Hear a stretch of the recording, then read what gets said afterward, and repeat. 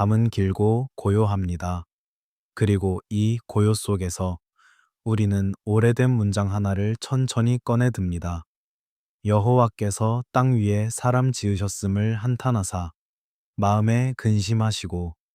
이 문장은 성경이 기록한 가장 무거운 침묵 중 하나입니다. 창조주가 자신이 만든 것을 후회했다는 고백. 그 단어는 우리를 불편하게 합니다. 후회. 그것은 실수를 암시하는 것처럼 들리기 때문입니다. 완전하신 분이 어떻게 후회할 수 있을까요? 그러나 성경은 이 단어를 두려워하지 않습니다. 오히려 이 단어를 통해 우리는 하나님의 마음을 만지게 됩니다.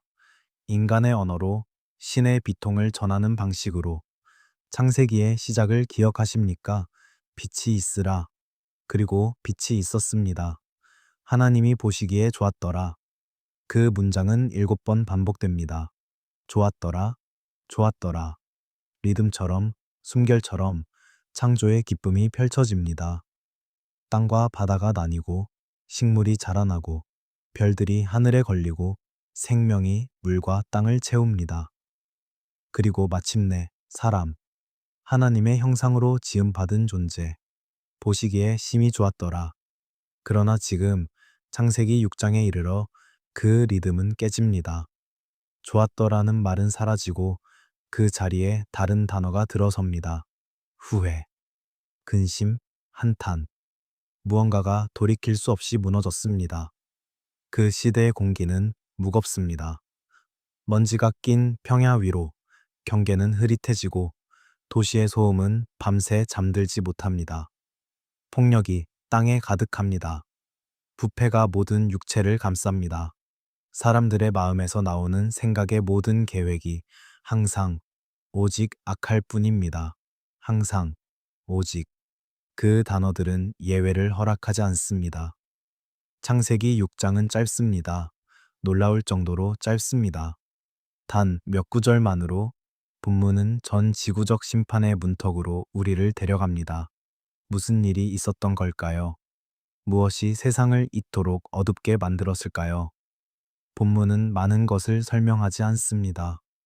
다만 몇 가지 낯선 표현을 남깁니다. 하나님의 아들들, 사람의 딸들, 네피림, 용사, 명성 있는 자들. 이 단어들은 고대의 메아리처럼 들립니다. 우리가 완전히 이해할 수 없는, 그러나 분명히 무언가 중요한 의미를 담고 있는 언어. 그리고 흥미롭게도 홍수 이야기는 고대 세계 곳곳에 남아 있습니다. 메소포타미아의 길가메시 서사시에도, 수메르의 지우스드라 이야기에도 물이 세상을 덮었다는 기억이 새겨져 있습니다. 성경의 홍수는 그 고대 기억들 속에서 독특한 신학적 의미를 품고 서 있습니다. 오늘 밤 우리는 이 어두운 장을 천천히 걸어갑니다. 서두르지 않고 한 걸음씩. 우리는 창세기 6장에서 시작해 하나님의 아들들이라는 수수께끼를 들여다보고 네피림이라는 단어의 울림을 듣고 에녹서라는 고대 문헌이 이 본문을 어떻게 읽었는지 살피고 홍수가 지나간 뒤에도 남은 질문들을 따라갑니다. 그리고 우리는 가나안 땅의 거인들을 만나고 다윗이 골리앗 앞에 섰던 그 순간을 지나 마침내 후회라는 단어가 우리에게 남긴 의미를 되돌아 볼 것입니다. 이것은 괴물 이야기가 아닙니다. 이것은 두려움과 믿음에 관한 이야기입니다. 폭력이 어떻게 세상을 덮는지, 그리고 하나님이 그 앞에서 어떻게 슬퍼하시는지에 관한 이야기입니다. 그러니 편안히 누우십시오. 눈을 감으셔도 좋습니다. 우리는 시간의 깊은 물가로 천천히 내려갑니다. 그리고 그곳에서 한 문장을 다시 듣습니다. 여호와께서 땅 위에 사람 지으셨음을 한탄하사 마음에 근심하시고. 이 문장은 끝이 아닙니다. 이것은 시작입니다. 어둠이 가장 깊을 때 빛이 무엇을 의미하는지 우리는 비로소 알게 됩니다. 그 어둠의 시작점은 하나님의 아들들이라는 낯선 표현에서 시작됩니다. 창세기 6장 1절에서 4절까지 본문은 이렇게 말합니다. 사람이 땅 위에 번성하기 시작할 때에 그들에게서 딸들이 태어났습니다. 하나님의 아들들이 사람의 딸들의 아름다움을 보고 자기들이 좋아하는 모든 여자를 아내로 삼았습니다. 여호와께서 이르시되 나의 영이 영원히 사람과 함께 하지 아니하리니 이는 그들이 육체가 됨이라 그들의 날은 120년이 되리라. 그때 그리고 그 후에도 네피림이 땅에 있었으니 이는 하나님의 아들들이 사람의 딸들과 결합하여 그들에게서 자식을 낳았음이라. 그들은 용사라 고대로부터 명성 있는 자들이더라. 이 몇 줄의 문장은 수천 년 동안 신학자들과 학자들을 논쟁의 강으로 이끌었습니다. 하나님의 아들들, 이 표현은 누구를 가리키는 걸까요? 첫 번째 해석은 천상의 존재를 가리킨다는 것입니다. 천사 혹은 신적 존재, 이 견해는 매우 오래되었습니다. 고대 유대교의 많은 문헌이 이 해석을 따릅니다. 그 이유 중 하나는 하나님의 아들들이라는 동일한 히브리어 표현이 구약의 다른 곳에서도 등장하기 때문입니다. 욥기 1장 6절. 하루는 하나님의 아들들이 와서 여호와 앞에 섰습니다. 욥기 38장 7절. 새벽 별들이 함께 노래하며 하나님의 아들들이 다 기뻐 소리 지를 때, 이 문맥에서 하나님의 아들들은 분명히 천상의 존재들을 의미합니다. 이 해석을 따르면 창세기 6장은 경계의 침범을 이야기하는 것입니다. 하늘과 땅 사이의 경계, 신적인 것과 인간적인 것 사이의 경계. 그 경계가 무너졌을 때 혼란이 생겼고 그 결과가 네피림이었습니다. 이 견해는 본문의 초자연적 분위기를 잘 포착합니다. 무언가 근본적으로 잘못된 일이 일어났다는 느낌, 자연의 질서 자체가 왜곡되었다는 느낌. 그러나 이 해석은 불편함을 동반합니다. 천사가 인간과 결혼한다는 발상은 많은 후대 신학 전통에서 받아들이기 어려웠습니다. 천사는 영적 존재가 아닌가요? 어떻게 육체적 결합이 가능할까요? 신약 성경은 천사가 장가가지도 않고 시집가지도 않는다고 말하지 않습니까? 이런 이유로 많은 해석자들은 다른 설명을 찾기 시작했습니다. 두 번째 해석은 하나님의 아들들을 셋의 자손으로 보는 것입니다. 아담과 하와의 셋째 아들 셋, 그의 후손들은 경건한 계보로 여겨졌습니다. 반면 사람의 딸들은 가인의 후손 혹은 경건하지 않은 인류를 가리킨다는 것입니다. 이 해석에 따르면 문제는 경건한 자들이 불경건한 자들과 결혼함으로써 신앙의 순수성이 무너진 것입니다. 이 견해는 더 완만합니다. 초자연적 요소를 피하고 인간 역사 안에서 설명을 찾습니다. 그러나 이 해석에도 약점이 있습니다. 본문은 왜 이렇게 극적인 언어를 사용할까요? 단순히 경건한 사람들이 불경건한 사람들과 결혼했다면 왜 그것이 전 지구적 홍수로 이어질 만큼 심각한 것일까요? 그리고 하나님의 아들들이라는 표현이 다른 본문에서 천상의 존재를 가리킬 때 여기서만 인간을 가리킨다고 보는 것이 자연스러울까요? 세 번째 해석은 하나님의 아들들을 왕이나 통치자로 보는 것입니다. 고대 근동의 많은 문화에서 왕들은 스스로를 신의 아들이라고 칭했습니다. 그들은 신적 권위를 주장했고 자신들의 힘을 절대화했습니다. 이 견해에 따르면 창세기 6장은 권력의 남용을 이야기하는 것입니다. 폭군들이 원하는 대로 여자들을 취하고 그들의 폭력이 사회 전체를 타락시켰다는 것입니다. 이 해석은 본문의 정치적, 사회적 차원을 강조합니다. 폭력, 착취, 권력의 집중. 이것들은 분명히 창세기 6장의 핵심 주제입니다.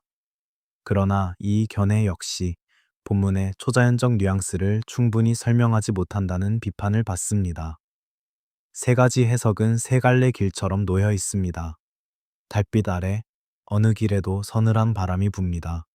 우리는 어느 길이 옳은지 단정할 수 없습니다. 본문은 너무 짧고 너무 신비롭습니다. 그러나 우리는 이것을 알 수 있습니다. 이 본문이 남기는 효과를. 창세기 6장은 악을 단순히 개인의 도덕적 실패로 그리지 않습니다. 악은 구조적이고 우주적입니다. 어떤 경계가 무너졌고 그 결과로 폭력이 땅에 가득 찼습니다. 하나님의 아들들이 천사든 경건한 자손이든 왕들이든 핵심은 동일합니다. 질서가 붕괴되었습니다. 그리고 본문은 왜 이렇게 짧을까요? 왜 더 많은 설명을 주지 않을까요? 아마도 본문의 관심은 거인 이야기 자체가 아니기 때문일 것입니다. 본문이 정말 말하고 싶은 것은 그 다음에 나옵니다. 여호와께서 사람의 죄악이 세상에 가득함과 그 마음의 생각의 모든 계획이 항상 악할 뿐임을 보시고 경계의 침범이 무엇이었든 그 결과는 명백합니다. 땅이 가득 찼습니다. 폭력으로. 그리고 하나님의 마음이 근심으로 가득 찼습니다. 이제 그 낯선 이름, 네피림이라는 단어를 언어의 방에서 조용히 들여다봅니다. 네피림. 이 단어는 히브리어 성경에서 두 번만 나타납니다. 한 번은 여기 창세기 6장 4절에서 그리고 한 번은 훨씬 후에 민수기 13장 33절에서 가나안 땅을 정탐한 사람들의 보고서에서 그들이 말합니다. 거기서 네피림, 곧 거인을 보았습니다. 우리는 우리 보기에도 메뚜기 같고 그들이 보기에도 그와 같았을 것입니다. 네피림. 이 단어의 어원은 논쟁의 여지가 있습니다. 많은 학자들은 이 단어가 히브리어 동사 나팔에서 왔다고 제안합니다. 나팔은 떨어지다 혹은 넘어뜨리다를 의미합니다. 그렇다면 네피림은 떨어진 자들 혹은 넘어뜨리는 자들을 뜻할 수 있습니다. 떨어진 자들. 이 해석은 천상에서 떨어진 존재들을 암시합니다. 타락한 천사, 경계를 넘어 떨어진 자들. 이것은 첫 번째 해석, 천상의 존재 해석과 잘 맞습니다. 그러나 동시에 떨어지다는 도덕적 타락을 의미할 수도 있습니다. 넘어진 자들, 타락한 인간들, 넘어뜨리는 자들. 이 해석은 다른 의미를 줍니다. 이들은 다른 사람들을 넘어뜨리는 자들입니다. 폭력을 행하는 자들, 공격하는 자들, 정복하는 자들. 이 해석은 본문이 이어서 사용하는 단어들과 공명합니다. 기보림, 용사, 강한 자, 전사. 고대의 번역들은 이 단어를 어떻게 이해했을까요? 70인역, 곧 기원전 3세기에 만들어진 히브리어 성경의 그리스어 번역본은 네피림을 기간테스로 번역했습니다. 거인들, 이 번역은 서양 기독교 전통에 깊은 영향을 미쳤습니다. 영어 성경의 많은 번역본이 지안츠라고 씁니다. 거인들. 그런데 흥미로운 것은 히브리어 원문에서 네피림이라는 단어 자체는 반드시 크기를 의미하지 않는다는 점입니다. 본문은 그들을 기보림이라고 부릅니다. 용사, 마이티맨, 그리고 명성 있는 자들이라고 부릅니다. 이름 있는 자들, man of renown. 이 표현들은 크기보다는 힘과 명성을 강조합니다. 번역은 해석입니다. 네피림을 거인으로 번역하는 순간 우리의 상상은 특정한 방향으로 기울어집니다. 우리는 거대한 몸을 상상합니다. 비정상적인 신장, 무시무시한 외모. 그러나 만약 네피림이 단순히 폭력적인 전사 집단을 의미한다면, 혹은 권력을 남용한 지배층을 의미한다면, 이야기는 다르게 들립니다. 고대 사회에서 전사는 영웅이었습니다. 용감한 자, 강한 자, 전쟁에서 승리하는 자. 그들은 명성을 얻었습니다. 그들의 이름은 노래로 전해졌습니다. 그러나 창세기 6장의 문맥에서 이 용사들은 축복이 아니라 저주입니다. 그들의 명성은 폭력 위에 세워졌습니다. 그들의 힘은 세상을 타락시켰습니다. 폭력의 영웅화. 이것은 고대만의 문제가 아닙니다. 모든 시대에서 우리는 힘을 숭배하고 정복자를 기억하고 승리를 명예로 부릅니다. 그러나 언제 힘은 폭력이 됩니까? 언제 명성은 억압이 됩니까? 네피림이라는 단어는 우리에게 질문을 던집니다. 우리는 무엇을 거인으로 만듭니까? 우리는 무엇 앞에서 작아집니까? 크기입니까? 아니면 힘입니까? 물리적 거대함입니까? 아니면 구조적 폭력입니까? 민수기의 정탐꾼들이 네피림을 보았을 때 그들이 정말 본 것은 무엇이었을까요? 실제로 거대한 사람들이었을까요? 아니면 정복 불가능해 보이는 요새와 군대였을까요? 그들의 보고서는 공포로 가득 차 있습니다. 우리는 메뚜기 같았습니다. 이것은 신장의 비교일까요? 아니면 힘의 비교일까요? 사람들은 왜 거인 이야기에 끌립니까? 거인은 우리의 두려움을 형상화합니다. 우리보다 큰 무언가, 우리가 통제할 수 없는 무언가, 그것을 거인이라고 부를 때 우리는 우리의 두려움을 외부의 대상으로 만듭니다. 그러나 때로 가장 무서운 거인은 우리 안에 있습니다. 탐욕, 교만, 폭력. 이것들이 커질 때 세상은 무너집니다. 네피림이라는 단어는 울림입니다. 그 울림은 시대를 건너 전해집니다. 그리고 그 울림을 더 크게 증폭시킨 것은 창세기 6장을 더 길게 설명해 주는 고대의 이야기들이었습니다. 에녹서라는 이름으로 전해지는 그 이야기들을 이제 들여다봅니다. 에녹서. 이 책은 성경이 아닙니다. 적어도 대부분의 기독교 전통에서는 정경으로 받아들여지지 않습니다. 에티오피아 정교회만이 이 책을 정경의 일부로 인정합니다. 그러나 이 책이 중요한 이유는 제2성정이 유대교, 곧 기원전 5세기부터 기원 후 1세기까지의 유대교가 창세기 6장을 어떻게 읽고 이해했는지를 보여주기 때문입니다. 에녹서는 하나의 책이 아니라 여러 문헌의 모음입니다. 그 중 가장 오래된 부분 중 하나가 감시자들의 책입니다. 이 부분은 창세기 6장의 이야기를 극적으로 확장합니다. 이야기는 이렇게 시작됩니다. 하늘에서 임무를 맡은 천사들이 있었습니다. 그들을 감시자라고 불렀습니다. 그들의 역할은 인간을 지켜보고 하나님의 뜻을 전하는 것이었습니다. 그러나 이 감시자들 중 일부가 인간 여자들을 보고 욕망을 품었습니다. 그들의 지도자는 세마자였습니다. 그는 동료 감시자들에게 말했습니다. 내가 두려운 것은 너희가 이 일을 하지 않으려고 하면 나 혼자만 이 죄를 짊어지게 될 것이라는 점이다. 그래서 그들은 맹세했습니다. 함께 내려가서 인간 여자들과 결혼하겠다고. 그들은 헤르몬 산에서 맹세했습니다. 헤르몬. 이 산의 이름은 히브리어로 헤렘, 곧 맹세 혹은 저주와 연결됩니다. 산 자체가 그들의 배반을 기억하는 것처럼 200명의 감시자가 내려왔습니다. 그들은 인간 여자들과 결합했고 그 결과로 거대한 자식들이 태어났습니다. 에녹서는 이들이 300규빗, 곧 약 450피트 높이였다고 말합니다. 이것은 분명 과장입니다. 신화적 언어입니다. 그러나 이 과장은 의도가 있습니다. 이들의 존재 자체가 비정상적이었다는 것을, 자연의 질서를 벗어났다는 것을 강조하기 위해서입니다. 이 거대한 존재들은 땅의 자원을 삼켜버렸습니다. 그들은 끝없이 먹었고 인간들이 더 이상 그들을 먹일 수 없게 되자 서로를 잡아먹기 시작했습니다. 그리고 인간들을 공격했습니다.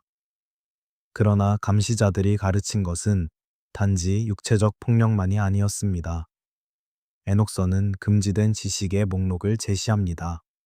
아자젤은 인간에게 무기 만드는 법을 가르쳤습니다. 칼과 방패와 갑옷, 전쟁의 기술, 세마자는 주문과 마법을 가르쳤습니다. 다른 감시자들은 점성술, 별을 읽는 법, 구름을 해석하는 법을 가르쳤습니다. 또 다른 이들은 화장술, 보석을 사용하는 법, 염료를 만드는 법을 가르쳤습니다. 이 지식들은 본질적으로 악한 것이 아닐 수 있습니다. 그러나 에녹서의 관점에서 문제는 때였습니다. 인류가 아직 준비되지 않았을 때 이 지식들이 주어졌습니다. 그리고 그 지식은 폭력과 허영, 속임수를 낳았습니다. 기술은 윤리를 앞질렀습니다. 이것은 현대적으로도 공명합니다. 우리는 강력한 도구를 가지고 있습니다. 그러나 우리는 그 도구를 지혜롭게 사용할 준비가 되어 있습니까? 언제 발전은 파괴가 됩니까? 언제 지식은 저주가 됩니까? 에녹서의 이야기는 계속됩니다. 땅에서 울음소리가 하늘에 올라갑니다. 인간들의 고통이, 피의 외침이. 그러자 하나님은 4명의 천사를 보냅니다. 미가엘, 가브리엘, 라파엘, 우리엘. 그들은 감시자들을 심판하고 그들의 자식들을 멸하고 노아를 보호하라는 명령을 받습니다. 감시자들은 포박됩니다. 에녹서는 그들이 어두운 곳에 갇혔다고 말합니다. 마지막 심판 날까지 그들의 자식들, 거대한 존재들은 서로 싸우게 됩니다. 그리고 그들의 영혼은 땅을 떠돌며 악한 영이 됩니다. 이 이야기는 신화적입니다. 극적입니다. 창세기 6장의 몇 줄을 거대한 서사로 확장합니다. 그러나 우리는 이것을 어떻게 읽어야 할까요? 먼저, 이것은 정경이 아닙니다. 우리는 이것을 성경과 같은 권위로 받아들일 필요가 없습니다. 그러나 동시에 이것은 역사적으로 중요합니다. 왜냐하면 이것은 예수님 시대의 많은 유대인들이 창세기 6장을 어떻게 이해했는지를 보여주기 때문입니다. 흥미롭게도 신약 성경의 한 책, 유다서는 에녹 전승과 유사한 언어를 사용합니다. 유다서 6절, 자기 지위를 지키지 아니하고 자기 처소를 떠난 천사들을 영원한 결박으로 흑암에 가두어 큰 날의 심판까지 보존하셨으며, 유다서 14절에서 15절은 에녹의 예언을 직접 인용하는 것처럼 보입니다. 이것이 실제로 에녹서를 인용한 것인지 아니면 더 넓은 에녹 전승을 반영한 것인지는 논쟁의 여지가 있습니다. 그러나 분명한 것은 신약의 저자들도 이 전승을 알고 있었다는 것입니다. 에녹서가 주는 가장 큰 통찰은 무엇일까요? 그것은 악의 기원을 단순히 인간의 선택만으로 설명하지 않는다는 것입니다. 에녹서는 악을 우주적 질서의 붕괴로 봅니다. 하늘과 땅 사이의 경계가 무너졌고 그 결과로 혼란과 폭력이 땅을 덮었습니다. 이것은 희생양 만들기가 아닙니다. 에녹서도 인간의 책임을 부정하지 않습니다. 그러나 에녹서는 더 큰 그림을 그립니다. 악은 복잡합니다. 악은 개인의 죄이기도 하고 동시에 구조의 붕괴이기도 합니다. 성경 본문은 왜 이렇게 짧을까요? 왜 에녹서처럼 길게 설명하지 않을까요? 아마도 성경의 관심은 다른 곳에 있기 때문일 것입니다.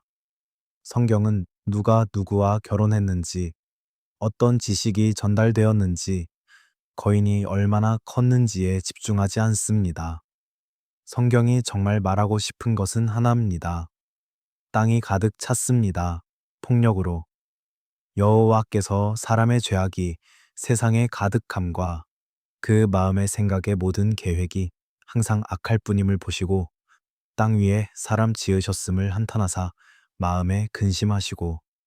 항상, 이 단어는 무게가 있습니다. 히브리어 코라욤, 모든 날, 쉬지 않고, 예외 없이, 아침에도 저녁에도 밤에도 사람들의 마음에서 나오는 생각이 항상 악할 뿐입니다. 오직 히브리어 락, only. 다른 것은 없습니다. 선한 생각도 의로운 계획도 아름다운 꿈도 없습니다. 오직 악. 이것은 절망의 언어입니다. 완전한 타락의 언어입니다. 개인이 아니라 시대 전체가 무너졌습니다. 문화가, 사회가, 구조가 악으로 가득 찼습니다. 그리고 여호와께서 한탄하셨습니다. 한탄, 히브리어 나함. 이 단어는 번역하기 어렵습니다. 어떤 번역은 후회했다고 씁니다. regretted. 어떤 번역은 슬퍼하셨다고 씁니다. grieved. 어떤 번역은 마음을 돌이키셨다고 씁니다. relented. 나함은 깊은 감정의 변화를 의미합니다. 마음이 뒤집힙니다. 이전의 상태에서 다른 상태로. 이것은 실수를 인정하는 것이 아닙니다.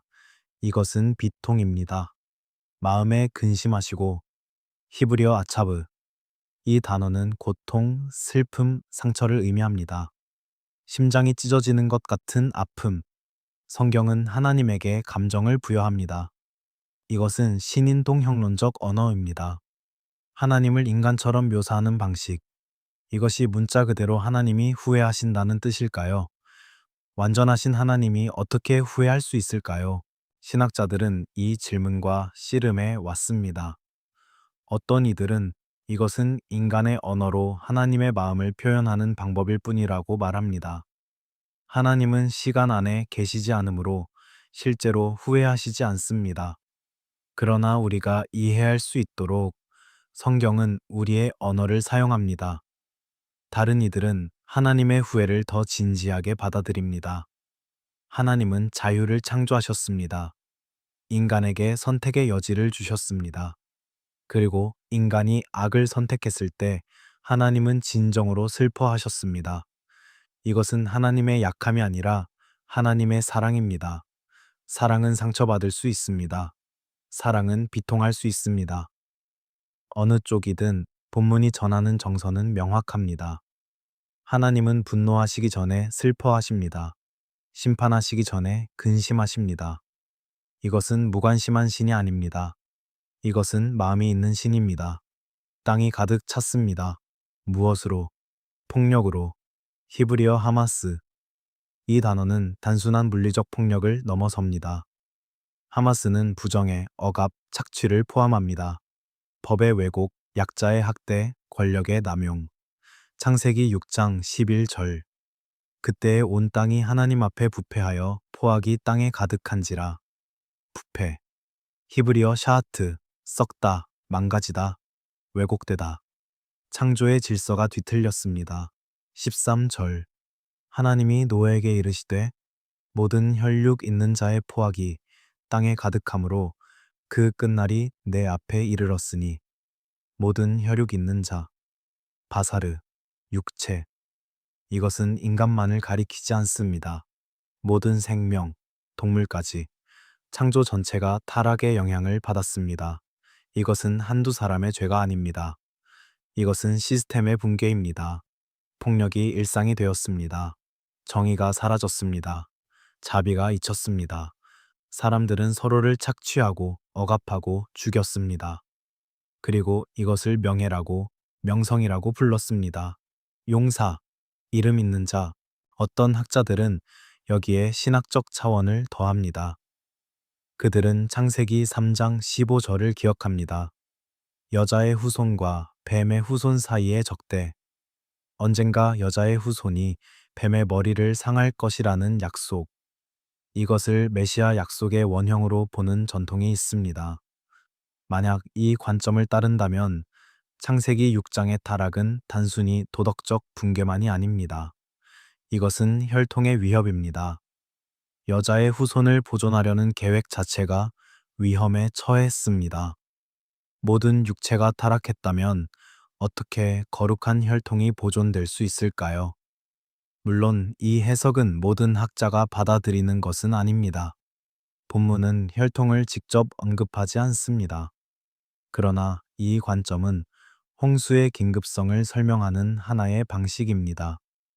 왜 하나님은 인내하지 않으셨을까요? 왜 더 기다리지 않으셨을까요? 어쩌면 더 이상은 기다릴 수 없었기 때문일 것입니다. 사랑은 무관심으로 남지 않습니다. 만약 하나님이 정말로 사랑하신다면 하나님은 악을 그대로 두실 수 없습니다. 폭력이 영원히 계속되도록 내버려 두실 수 없습니다. 피해자들의 울음을 무시하실 수 없습니다. 심판은 잔인해 보입니다. 그러나 때로 심판은 자비의 다른 얼굴입니다. 더 이상의 고통을 막는 것, 무너진 것을 리셋하는 것, 새로운 시작을 가능케 하는 것. 그 어둠 속에도 한 사람의 이름이 조용히 떠오릅니다. 노아. 노아는 그의 세대에서 의인이요 완전한 자라. 그는 하나님과 동행하였더라. 의인, 히브리어 차디크, 옳은 사람, 공의로운 사람. 그러나 이것이 노아가 완벽했다는 뜻은 아닙니다. 성경은 후에 노아의 실수도 기록합니다. 노아는 홍수 이후 포도주에 취합니다. 노아는 인간입니다. 결점이 있는 인간입니다. 그렇다면 의인이라는 것은 무엇을 의미할까요? 그것은 그의 세대와 비교해서입니다. 모든 육체가 타락했을 때 노아는 타락하지 않았습니다. 폭력이 땅에 가득했을 때 노아는 폭력을 행하지 않았습니다. 세상이 무너질 때 노아는 무너지지 않았습니다. 완전한 자. 히브리어 타밈. 이 단어는 온전함, 흠 없음을 의미합니다. 제사에 드리는 동물이 타밈해야 했습니다. 흠이 없어야 했습니다. 노아는 도덕적으로 온전했습니다. 그의 세대에서 하나님과 동행하였더라. 이것은 아름다운 표현입니다. 걷다, 함께 걷다. 노아는 하나님과 대화했습니다. 하나님의 뜻을 따랐습니다. 세상이 한 방향으로 갈 때 노아는 다른 방향으로 걸었습니다. 그리고 하나님이 노아에게 말씀하십니다. 너는 잣나무로 방주를 만들어라. 방주. 히브리어 테바. 이 단어는 성경에서 2번만 쓰입니다. 한 번은 여기 노아의 방주, 다른 한 번은 모세가 담겼던 갈대 상자. 둘 다 구원의 도구입니다. 물 위에 떠서 죽음에서 생명으로 옮기는 도구. 방주는 배가 아닙니다. 배는 항해하는 것입니다. 목적지를 향해 나아가는 것입니다. 그러나 방주는 떠다닙니다. 방주는 방향을 조종하지 않습니다. 방주는 단지 보호합니다. 안에 있는 것을 보존합니다. 하나님은 노아에게 정확한 치수를 주십니다. 길이는 300큐빗, 너비는 50큐빗, 높이는 30큐빗. 한 큐빗이 약 18인치라면 방주는 길이 450피트, 너비 75피트, 높이 45피트입니다. 거대한 구조물입니다. 노아는 말없이 순종합니다. 본문은 노아가 질문했다고 말하지 않습니다. 노아가 의심했다고 말하지 않습니다. 노아는 그대로 합니다. 하나님이 명하신 대로. 방주를 짓는 것은 시간이 걸렸을 것입니다. 수년, 어쩌면 수십 년, 망치 소리가 새벽마다 들렸을 것입니다. 나무를 자르고 다듬고 맞추는 소리, 역청을 바르는 냄새, 반복되는 노동, 그리고 사람들은 지나가며 물었을 것입니다. 무엇을 만드는 거요? 왜 이런 것을 만드는 거요? 비가 오지도 않는데 홍수가 무엇이오? 베드로후서 2장 5 절은 노아를 의의 전파자라고 부릅니다. 어쩌면 노아는 경고했을 것입니다. 사람들에게 회개하라고 말했을 것입니다. 그러나 아무도 듣지 않았습니다. 사람들은 웃었을 것입니다. 미친 노인네. 거대한 상자를 만들면서 홍수를 이야기하는. 그러나 노아는 멈추지 않았습니다. 날마다 그는 방주를 지었습니다. 그것은 믿음의 행위였습니다. 보이지 않는 것을 믿는 것, 아직 오지 않은 것을 준비하는 것. 히브리서 11장 7절. 믿음으로 노아는 아직 보이지 않는 일에 경고하심을 받아 경외함으로 방주를 준비하여 그 집을 구원하였으니. 방주가 완성되었습니다. 그리고 하나님이 명하십니다. 너와 네 아내와 네 아들들과 네 며느리들은 방주로 들어가라. 그리고 모든 생물을 정결한 것과 부정한 것, 새와 가축과 땅의 모든 것을 데리고 들어가라. 노아는 600세였습니다. 그의 인생의 대부분을 살았습니다. 그러나 이제 그의 인생에서 가장 이상한 장이 시작됩니다. 동물들이 방주로 들어옵니다. 본문은 그들이 스스로 왔다고 암시합니다. 하나님이 그들을 노예계로 이끄셨습니다. 사자와 양이 함께, 늑대와 사슴이 함께, 폭력이 잠시 멈췄습니다. 창조의 평화가 잠깐 회복된 것처럼. 그리고 그들이 모두 들어간 후 여호와께서 그를 닫아 넣으셨습니다. 문은 안에서가 아니라 밖에서 닫혔습니다. 하나님이 직접 닫으셨습니다. 이것은 보호입니다. 안전입니다. 이제 안에 있는 자들은 밖에 무엇으로부터도 해를 입지 않을 것입니다. 그리고 비가 내리기 시작했습니다. 하늘의 창들이 열렸습니다. 기품의 샘들이 터졌습니다. 이것은 고대 히브리의 우주관을 반영하는 언어입니다. 고대인들은 세상을 이렇게 상상했습니다. 위에는 하늘의 궁창이 있고 그 위에 물이 있습니다. 아래에는 땅이 있고 그 아래에도 물이 있습니다. 기품, 태움, 혼돈의 물, 창조 때 하나님이 이 물들을 분리하셨습니다. 위의 물과 아래의 물, 그 사이에 마른 땅이 나타났습니다. 그런데 지금 그 경계가 무너집니다. 위에 물이 쏟아집니다. 아래의 물이 솟아오릅니다. 창조가 역행하는 것처럼, 질서가 혼돈으로 되돌아가는 것처럼 40주야를 비가 쏟아졌습니다. 물이 땅에 더하여 감에 방주가 물 위에 떠올랐습니다. 물이 땅에 더욱 넘침에 천하의 높은 산이 다 잠겼습니다. 물이 15규빗이나 더 오르니 산들이 잠겼습니다. 땅 위의 모든 생물이 죽었습니다. 새도, 가축도, 들짐승도, 땅에 기는 모든 것도, 그리고 모든 사람도, 코로 생명의 기운을 호흡하는 것은 다 죽었습니다.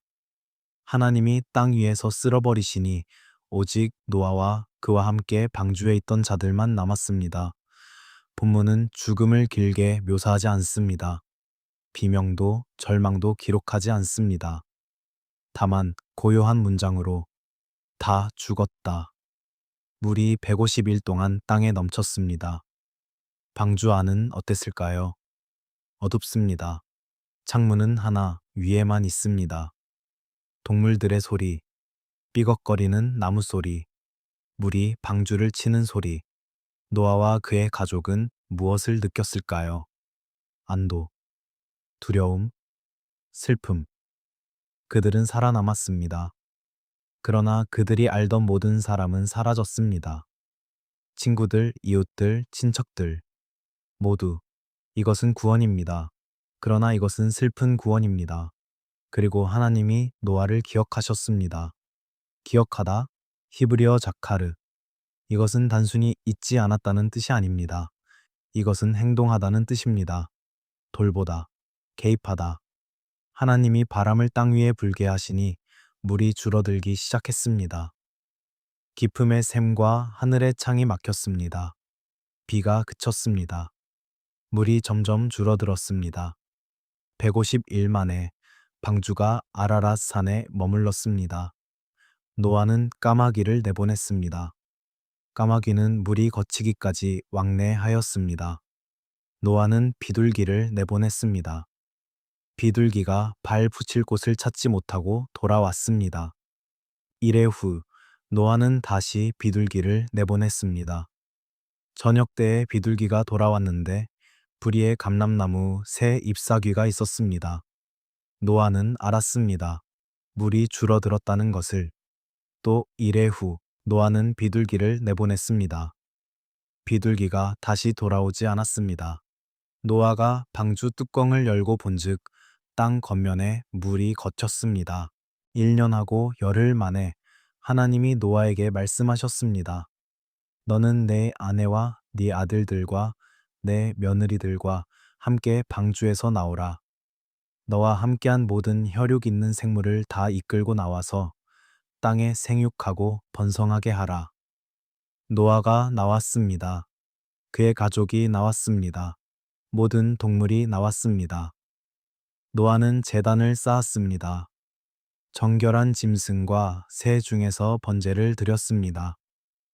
여호와께서 그 향기를 받으시고 마음에 이르시되 내가 다시는 사람으로 말미암아 땅을 저주하지 아니하리니 이는 사람의 마음이 계획하는 바가 어려서부터 악함이라. 내가 이번에 한 것 같이 모든 생물을 다시 멸하지 아니하리라. 그리고 하나님이 약속하셨습니다. 땅이 있는 동안에는 심음과 거둠과 추위와 더위와 여름과 겨울과 낮과 밤이 쉬지 아니하리라. 물이 그치고 세상은 다시 숨을 쉬기 시작합니다. 진흙 냄새가 납니다. 새소리가 들립니다. 빛이 천천히 돌아옵니다. 그러나 질문은 남습니다. 모든 것이 끝났어야 했는데 왜 그 후에도라는 말이 남아 있을까요? 하나님이 노아와 그의 아들들에게 복을 주시며 이르시되 생육하고 번성하여 땅에 충만하라. 이것은 창세기 1장의 메아리입니다. 인류의 두 번째 시작, 새로운 창조. 하나님이 무지개를 구름 사이에 두셨습니다. 이것은 언약의 표징입니다. 내가 다시는 홍수로 모든 생물을 멸하지 아니하리라. 무지개. 우리는 이것을 밝은 이미지로 생각합니다. 희망, 약속, 아름다움. 그러나 생각해 보십시오. 무지개는 언제 나타납니까? 비가 온 후에, 폭풍이 지나간 후에. 무지개는 어둠을 통과한 뒤의 약속입니다. 무지개는 심판이 끝났다는 신호입니다. 그러나 동시에 무지개는 심판이 필요했다는 것을 기억하게 합니다. 하나님은 무지개를 보실 때마다 영원한 언약을 기억하신다고 말씀하십니다. 이것은 우리를 위한 기억이기도 하지만 하나님 자신을 위한 기억이기도 합니다. 다시는 네버 어게인, 세상은 다시 시작됩니다. 노아의 세 아들 셈과 함과 야벳이 땅에 퍼집니다. 그들에게서 온 땅의 사람들이 나옵니다. 그런데 이상한 일이 일어납니다. 창세기 9장 말미에 노아가 포도원을 가꾸다가 포도주를 마시고 쥐의 장막 안에서 벗고 있었습니다. 함이 그것을 보고 밖에 있는 두 형제에게 알렸습니다. 셈과 야벳은 옷을 가져다가 아버지의 하체를 덮어드렸습니다. 노아가 깨어나 알고 함의 아들 가나안을 저주했습니다. 가나안이 저주를 받을지어다. 그가 그의 형제의 종들의 종이 되기를 원하노라. 이 장면은 불편합니다. 왜 함이 아니라 가나안이 저주를 받습니까? 이것은 공평하지 않아 보입니다. 그러나 고대 근동의 문화적 맥락에서 아버지의 벗은 모습을 보는 것은 심각한 불경이었습니다. 그리고 저주는 때로 후손에게로 이어졌습니다. 그리고 이 저주는 이후의 역사와 연결됩니다. 가나안. 이 이름은 가나안 땅, 곧 후에 이스라엘이 들어갈 땅의 주민들을 가리킵니다. 우리는 홍수가 끝이라고 생각했습니다. 악이 쓸려갔다고 생각했습니다.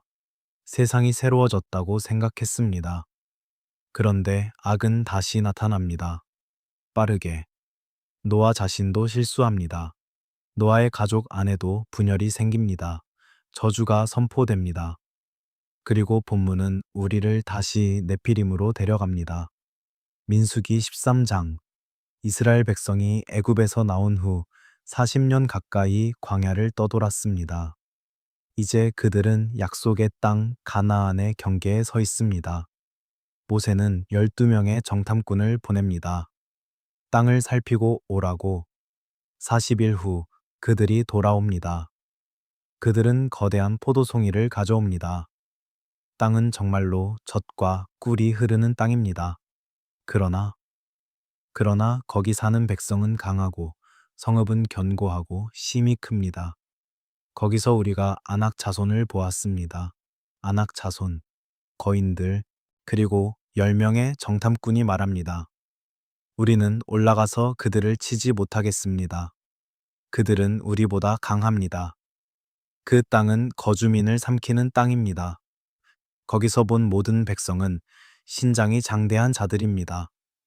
거기서 네피림, 곧 아낙 자손인 거인족을 보았는데 우리는 스스로 보기에도 메뚜기 같고 그들이 보기에도 그와 같았을 것입니다. 네피림. 홍수가 모든 것을 쓸어갔다면 왜 네피림이 다시 나타납니까? 창세기 6장 4 절은 그때에 또 그 후에도 라고 말합니다. 그 후에도. 이것은 무엇을 의미할까요? 해석은 여러 갈래로 갈립니다. 어떤 이들은 네피림이 문자 그대로 홍수에서 살아남았다고 제안합니다. 방주 밖에서. 그러나 본문은 명확합니다. 방주 밖의 모든 것이 죽었습니다. 코로 생명의 기운을 호흡하는 것은 다 죽었습니다. 어떤 이들은 네피림 전승이 홍수 전후를 구분하지 않고 뒤섞였다고 봅니다. 고대 서사에서 시간은 때로 유동적입니다. 또 그 후에도라는 표현은 편집자의 주석일 수 있습니다. 어떤 이들은 네피림이 구체적 혈통이 아니라 유형을 가리킨다고 봅니다. 폭력적이고 억압적인 전사 계층. 그들은 홍수 전에도 있었고 홍수 후에도 다시 나타났습니다. 인간은 언제나 폭력으로 기울 수 있기 때문입니다. 제2성정의 문헌들은 다른 설명을 제시합니다. 에녹서는 감시자들의 자손이 육체적으로는 죽었지만 그들의 영은 악한 영으로 땅에 남았다고 말합니다.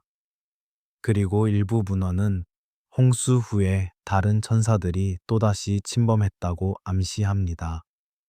그러나 성경 본문은 이런 상세한 설명을 하지 않습니다. 성경은 단지 사실을 기록합니다. 네피림이 있었다. 그때에 그리고 그 후에도. 어쩌면 본문이 말하고 싶은 것은 이것일지도 모릅니다. 두려움은 홍수로 끝나지 않는다는 것. 악은 물로 씻어낼 수 없다는 것. 인간은 새 세계에서도 다시 폭력으로 기울 수 있다는 것. 그리고 그 두려움이 지명으로 구체화됩니다. 가나안, 바산, 헤브론, 거인의 땅으로 기억된 곳들, 광야에서 이스라엘 백성이 정탐꾼들의 보고를 듣습니다. 그리고 그들은 밤새 울었습니다. 왜 여호와께서 우리를 이 땅으로 인도하여 칼에 망하게 하려 하시는가? 우리 처자가 사로잡히리니 애굽으로 돌아가는 것이 낫지 아니한가? 그들은 돌로 모세를 치려고 합니다. 그들은 애굽으로 돌아가자고 말합니다. 그러나 두 사람이 옷을 찢습니다. 여호수아와 갈렙. 그들이 말합니다. 우리가 두루 다니며 탐지한 땅은 심히 아름다운 땅이라. 여호와께서 우리를 기뻐하시면 우리를 그 땅으로 인도하여 들이시고 그 땅을 우리에게 주시리라. 이는 과연 젖과 꿀이 흐르는 땅이니라. 오직 여호와를 거역하지 말라. 또 그 땅 백성을 두려워하지 말라. 그들은 우리의 먹이라. 그들의 보호자는 그들에게서 떠났고 여호와는 우리와 함께 하시느니라. 그들을 두려워하지 말라. 그러나 백성들은 듣지 않습니다. 하나님이 진노하십니다. 그리고 선언하십니다. 이 악한 회중이 내게 원망하기를 내가 어느 때까지 들으랴. 너희가 내게 대한 이스라엘 자손의 원망하는 바를 내가 들었노라. 너희가 내게 말한 바 내 귀에 들린 대로 내가 너희에게 행하리라. 너희 시체가 이 광야에 엎드러질 것이라. 20세 이상으로 원망한 자들은 다 광야에서 죽을 것입니다. 오직 갈렙과 여호수아만 그 땅에 들어갈 것입니다. 40년. 이스라엘은 40년을 더 광야에서 떠돌아야 합니다. 그들이 두려워한 것은 무엇이었습니까? 네피림, 거인, 아낙자손, 아낙자손, 히브리어 벤의 아낙, 아낙의 아들들, 이들은 헤브론 지역에 살았습니다. 본문은 그들을 장대한 자들이라고 부릅니다. 신명기 2장은 다른 거인 족속들을 언급합니다. 르바임, 엠사람, 호리사람. 그리고 9장 2절은 아낙 자손에 대해 이렇게 말합니다. 그 백성은 장대하고 키가 크니 아낙 자손이라. 네가 그들을 알고 또 그들에 대한 말을 들었나니 이르기를 누가 아낙 자손을 등이 당하랴 하느니라. 누가 아낙 자손을 등이 당하랴. 이것은 당시의 속담이었던 것 같습니다. 불가능의 대명사. 신명기 3장에는 바산왕 오그가 나옵니다. 그는 르바임 족속 중에서 남은 자였습니다. 그의 침상이 철 침상이니 길이가 9규빗, 너비가 4규빗입니다. 9규빗, 약 13.5피트, 약 4미터. 침상이 이 정도라면 오그는 얼마나 컸을까요? 그러나 우리는 조심해야 합니다. 고대 텍스트는 크기를 과장하는 경향이 있습니다. 이것은 문자 그대로 측정값이라기보다 위대함의 표현일 수 있습니다. 그러나 동시에 고대 근동에서 비정상적으로 큰 사람들이 존재했을 가능성도 배제할 수 없습니다. 더 중요한 것은 크기가 상징하는 바입니다. 크기는 힘을 의미합니다. 지배를 의미합니다. 공포를 의미합니다. 정탐꾼들이 우리는 메뚜기 같다고 말할 때 이것은 단순히 신장 비교가 아닙니다. 이것은 자기인식의 붕괴입니다. 우리는 아무것도 아니다. 우리는 약하다. 우리는 할 수 없다. 그리고 이 자기인식이 공동체 전체를 무너뜨립니다. 한 세대가 광야에서 죽습니다. 약속을 보지 못하고. 여호수아와 갈렙은 무엇이 달랐을까요? 그들도 거인을 보았습니다. 그들도 높은 성벽을 보았습니다. 그러나 그들은 다르게 계산했습니다. 그들 더하기 하나님. 거인이 크다고 해도 하나님은 더 크십니다. 성벽이 높다고 해도 하나님은 더 높으십니다. 믿음은 현실을 부정하지 않습니다. 여호수아와 갈렙은 거인이 없다고 말하지 않았습니다. 그들은 말했습니다.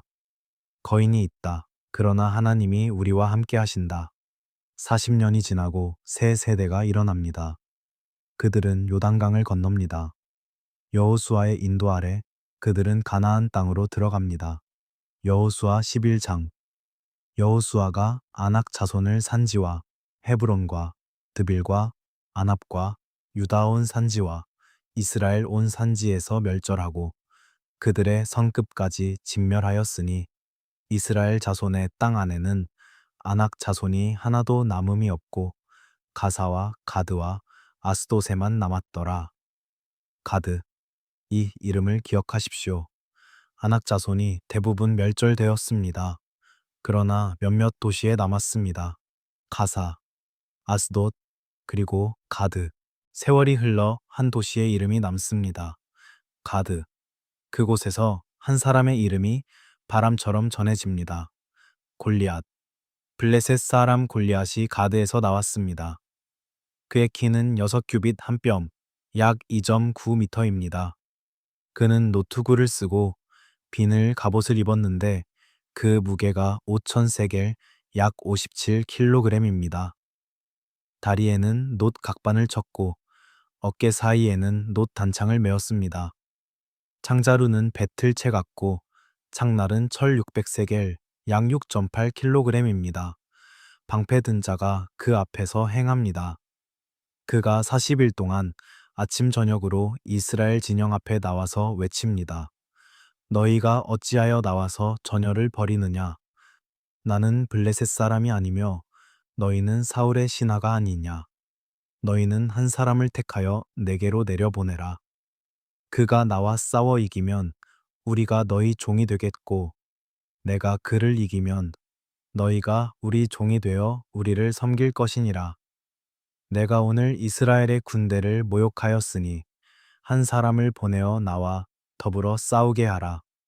사울과 이스라엘 사람들이 이 말을 듣고 놀라며 크게 두려워합니다. 40일, 긴 대치입니다. 매일 골리앗의 목소리가 골짜기에 울립니다. 매일 이스라엘 군대는 침묵합니다. 아무도 나가지 못합니다. 공포가 진영을 덮습니다. 골리앗은 단지 큰 것이 아닙니다. 그는 불가능의 상징입니다. 그는 이스라엘이 감히 대적할 수 없는 존재를 대표합니다. 그리고 한 소년이 진영에 옵니다. 다윗. 그는 형들에게 음식을 전하러 왔습니다. 그는 전사가 아닙니다. 그는 양치는 목자입니다. 다윗이 골리앗의 외침을 듣습니다. 그리고 다윗이 묻습니다. 저 할례 받지 않은 블레셋 사람이 누구이기에 살아계신 하나님의 군대를 모욕하느냐? 할례 받지 않은 다윗에게 문제는 골리앗의 크기가 아닙니다.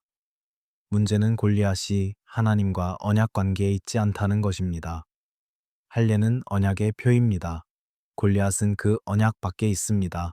다윗이 사울에게 갑니다. 다윗이 말합니다. 사람이 그로 말미암아 낙담하지 말 것이라.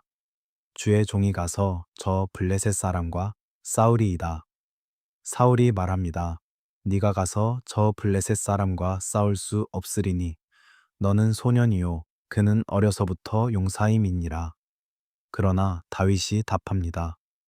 주의 종이 아버지의 양을 지킬 때에 사자나 곰이 와서 양떼에서 새끼를 물어가면 내가 따라가서 그것을 치고 그 입에서 새끼를 건져내었고 그것이 일어나 나를 해하려 하면 내가 그 수염을 잡고 그것을 쳐 죽였나이다. 주의 종이 사자와 곰도 쳤은즉 살아계신 하나님의 군대를 모욕한 이 할례 받지 않은 블레셋 사람이리이까. 여호와께서 나를 사자의 발톱과 곰의 발톱에서 건져내셨은즉 나를 이 블레셋 사람의 손에서도 건져내시리이다. 다윗의 논리는 간단합니다. 하나님이 전에 구원하셨다면 지금도 구원하실 것입니다. 사울이 자기 군복을 다윗에게 입힙니다. 노투구를 씌우고 갑옷을 입힙니다. 다윗이 칼을 차고 걸어보려 하다가 말합니다. 익숙하지 않으니 이것을 입고 가지 못하겠나이다. 다윗이 그것들을 벗습니다.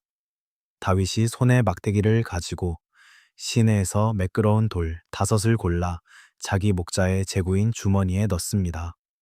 손에 물맷돌을 가지고 골리앗에게로 나아갑니다. 골리앗이 다윗을 보고 업신여깁니다. 그가 아직 젊고 붉고 용모가 아름다움이라. 골리앗이 말합니다. 네가 나를 개로 여기고 막대기를 가지고 왔느냐. 그가 자기 신들의 이름으로 다윗을 저주합니다. 골리앗이 다윗에게 이르되 내게로 오라. 내가 내 살을 공중의 새들과 들짐승들에게 주리라. 다윗이 답합니다. 너는 칼과 창과 단창으로 나에게 나아오거니와 나는 만군의 여호와의 이름 곧 네가 모욕하는 이스라엘 군대의 하나님의 이름으로 내게 나아가노라. 오늘 여호와께서 너를 내 손에 넘기시리니 내가 너를 쳐서 내 목을 베고 블레셋 군대의 시체를 오늘 공중의 새와 땅의 들짐승에게 주어 온 땅으로 이스라엘의 하나님이 계신 줄 알게 하겠고 또 여호와의 구원하심이 칼과 창에 있지 아니함을 이 무리에게 알게 하리라. 전쟁은 여호와께 속한 것인즉 그가 너희를 우리 손에 넘기시리라. 골리앗이 일어나 다윗에게로 마주 나옵니다. 다윗이 블레셋 사람에게로 마주 달려갑니다. 손을 주머니에 넣어 돌을 가지고 물맷돌로 던져 블레셋 사람의 이마를 치매 돌이 그 이마에 박히니 그가 땅에 엎드러집니다. 다윗이 달려가서 골리앗을 밟고 그의 칼을 빼어 그 칼로 그를 죽이고 그의 목을 뱁니다. 블레셋 사람들이 자기 용사가 죽음을 보고 도망합니다. 한 돌로 거인이 넘어졌습니다. 2005년 고고학자들이 텔 에스사피를 발굴했습니다. 텔 에스사피는 고대 가드로 여겨지는 장소입니다. 그곳에서 그들은 도자기 파편을 발견했습니다. 기원전 10에서 9세기의 것으로 추정됩니다. 그 파편에는 두 이름이 새겨져 있습니다. LWT와 WLT. 어떤 학자들은 이 이름들이 인도 유럽어 계통의 이름과 유사하다고 제안합니다. 그리고 흥미롭게도 골리앗이라는 이름도 세머가 아니라 인도 유럽어 계통일 가능성이 있습니다. 이것이 골리앗의 존재를 증명합니까? 아니요. 그러나 이것은 배경의 질감을 더합니다. 가드라는 장소가 실제로 존재했습니다. 그곳에 사람들이 살았습니다. 그리고 그들 중 일부는 우리가 성경에서 읽는 이름과 유사한 이름을 가졌습니다. 고고학은 신화를 증명하는 것이 아닙니다. 고고학은 이야기가 펼쳐지는 무대를 보여줍니다. 다윗과 골리앗의 이야기는 무엇을 말합니까? 그것은 크기가 전부가 아니라는 것을 말합니다. 골리앗은 거대했습니다. 무장했습니다. 경험이 많았습니다. 그러나 그는 쓰러졌습니다. 다윗은 작았습니다. 무장하지 않았습니다. 경험이 없었습니다. 그러나 그는 이겼습니다. 무엇이 차이를 만들었습니까? 하나님. 다윗은 자기 힘을 의지하지 않았습니다. 다윗은 하나님을 의지했습니다. 전쟁은 여호와께 속한 것입니다. 그리고 주목하십시오. 다윗은 골리앗의 머리를 칩니다. 그리고 그 머리를 뱁니다. 창세기 3장 15절을 기억하십니까? 네가 여자의 후손의 발꿈치를 상하게 할 것이요 여자의 후손은 내 머리를 상하게 할 것이니라. 머리, 뱀의 머리, 적의 머리, 악의 머리. 다윗이 골리앗의 머리를 칠 때 우리는 더 오래된 약속의 메아리를 듣습니다. 여자의 후손이 뱀의 머리를 상하게 할 것이라는 약속. 이것은 단지 한 전투가 아닙니다. 이것은 더 큰 전쟁의 한 장면입니다. 선과 악의 전쟁. 하나님의 백성과 하나님을 대적하는 세력의 전쟁. 그리고 그 전쟁에서 크기는 중요하지 않습니다. 중요한 것은 누구 편인가입니다. 이 어두운 장의 끝에서 우리는 다시 처음의 문장으로 돌아갑니다. 하나님이 후회하셨다는 그 말은 무엇을 남기기 위해 기록되었을까요? 우리는 긴 길을 걸어왔습니다. 창세기 6장의 짧은 구절에서 시작해서 하나님의 아들들의 수수께끼를 지나 네피림의 울림을 들었습니다. 우리는 에녹서의 신화적 세계를 들여다보았고 하나님의 비통을 느꼈습니다. 우리는 노아와 함께 방주에 올랐고 물이 땅을 덮는 것을 보았습니다. 우리는 무지개 아래 서서 새로운 약속을 들었습니다. 그리고 우리는 가나안 땅의 거인들을 만났고 다윗이 골리앗 앞에 선 순간을 목격했습니다. 이제 밤은 깊습니다. 그리고 우리는 잠시 멈춰 서서 이 이야기가 무엇을 말하는지 되돌아봅니다. 후회. 이 단어로 우리는 시작했습니다. 하나님이 인류를 창조하신 것을 후회하셨다는 말. 이것은 불편한 문장입니다. 왜냐하면 우리는 하나님이 완전하시다고 믿기 때문입니다. 완전하신 분이 어떻게 후회할 수 있을까요? 그러나 우리가 배운 것은 후회라는 단어가 실수를 의미하지 않는다는 것입니다. 후회는 비통을 의미합니다. 슬픔을 의미합니다. 마음의 아픔을 의미합니다. 하나님은 인류를 창조하신 것을 실수라고 말씀하지 않으셨습니다. 하나님은 인류가 이렇게 되어버린 것을 슬퍼하셨습니다. 창조는 좋았습니다. 심히 좋았습니다. 그러나 피조물이 스스로를 망쳤을 때 창조주의 마음은 찢어졌습니다. 이것은 사랑의 언어입니다. 사랑하는 자는 상처받을 수 있습니다. 사랑하는 자는 슬퍼할 수 있습니다. 하나님이 후회하셨다는 말은 하나님이 우리를 사랑하신다는 뜻입니다. 너무 깊이 사랑하셔서 우리의 타락이 그분의 마음을 아프게 합니다. 홍수는 잔혹한 심판처럼 보입니다. 그리고 그것은 심판입니다. 그러나 홍수는 동시에 자비의 행위이기도 합니다. 더 이상의 폭력을 막는 것, 더 이상의 타락을 막는 것, 세상이 완전히 무너지기 전에 리셋 버튼을 누르는 것, 그리고 홍수 후에 하나님은 약속하십니다. 다시는 이렇게 하지 않겠다고. 무지개가 그 약속의 표징입니다. 이것은 우리를 위한 약속이기도 하지만 동시에 하나님 자신을 위한 약속이기도 합니다. 다시는 이 고통을 겪지 않으시겠다는, 다시는 이 비통을 경험하지 않으시겠다는. 그러나 악은 끝나지 않았습니다. 인간은 다시 폭력으로 기울었습니다. 거인 전승이 다시 나타났습니다. 이것이 우리에게 말하는 것은 문제가 환경이 아니라는 것입니다. 문제가 상황이 아니라는 것입니다. 문제는 인간의 마음입니다. 새 세계를 줘도 인간은 다시 악을 선택할 수 있습니다. 깨끗한 시작을 줘도 인간은 다시 폭력을 만들어낼 수 있습니다. 왜냐하면 문제는 밖이 아니라 안에 있기 때문입니다. 네피림, 거인. 이 이야기들이 우리에게 가르치는 것은 무엇일까요? 거인은 실제 존재했을 수도 있습니다. 비정상적으로 큰 사람들, 혹은 거인은 은유일 수도 있습니다. 정복 불가능해 보이는 적, 극복할 수 없어 보이는 장애물, 어느 쪽이든 거인이 상징하는 것은 동일합니다. 두려움, 우리를 압도하는 것, 우리를 작게 만드는 것. 민수기의 정탐꾼들이 우리는 메뚜기 같다고 말했을 때 문제는 거인의 크기가 아니었습니다. 문제는 그들 자신이 너무 작다고 느낀 것이었습니다. 그들은 하나님을 계산에 넣지 않았습니다. 여호수아와 갈렙은 다르게 계산했습니다. 그들도 거인을 보았습니다. 그러나 그들은 더 큰 것을 보았습니다. 하나님을. 다윗도 마찬가지였습니다. 골리앗은 거대했습니다. 그러나 다윗은 골리앗의 크기에 집중하지 않았습니다. 다윗은 하나님의 크기에 집중했습니다. 그리고 그 믿음이 돌 하나로 거인을 쓰러뜨렸습니다. 우리는 무엇 앞에서 메뚜기처럼 느낍니까? 무엇이 우리를 압도합니까? 우리의 거인은 무엇입니까? 어떤 이에게는 그것이 경제적 어려움일 수 있습니다.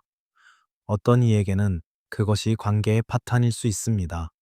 어떤 이에게는 그것이 건강의 위기일 수 있습니다. 어떤 이에게는 그것이 내면의 두려움일 수 있습니다. 거인은 우리를 작게 만듭니다. 거인은 우리를 무력하게 만듭니다. 그리고 우리가 거인만 본다면 우리는 광야에서 40년을 보낼 것입니다. 그러나 만약 우리가 다르게 계산한다면, 만약 우리가 거인 플러스 우리가 아니라 우리 플러스 하나님을 계산한다면 이야기는 달라집니다. 창세기 6장에서 시작된 이 어두운 이야기는 결국 다윗과 골리앗에서 희망의 메아리를 남깁니다. 작은 자가 큰 자를 이깁니다. 약한 자가 강한 자를 이깁니다. 왜냐하면 하나님이 작은 자 편에 서시기 때문입니다. 그리고 이것은 더 큰 이야기를 가리킵니다. 창세기 3장 15절의 약속, 여자의 후손이 뱀의 머리를 상하게 할 것이라는 약속. 다윗이 골리앗의 머리를 칠 때 우리는 그 약속의 그림자를 봅니다. 그리고 기독교 전통은 이것을 더 큰 성취로 읽습니다. 예수 그리스도, 진정한 여자의 후손, 진정한 다윗. 그는 십자가에서 죽으심으로 죽음의 머리를, 죄의 머리를, 악의 머리를 상하게 하셨습니다. 이것은 설교가 아닙니다. 이것은 단지 관찰입니다. 성경의 이야기들이 어떻게 서로 연결되는지, 어떻게 하나의 큰 이야기를 만드는지, 그리고 그 큰 이야기의 핵심은 이것입니다. 하나님은 포기하지 않으십니다. 하나님이 후회하셨다는 말은 하나님이 우리를 버리셨다는 뜻이 아닙니다. 하나님이 우리를 잃는 것을 슬퍼하셨다는 뜻입니다. 하나님이 우리를 사랑하신다는 뜻입니다. 홍수가 왔습니다. 그러나 방주도 왔습니다. 심판이 왔습니다. 그러나 구원도 왔습니다. 물이 땅을 덮었습니다. 그러나 무지개가 하늘에 떴습니다. 거인이 있었습니다.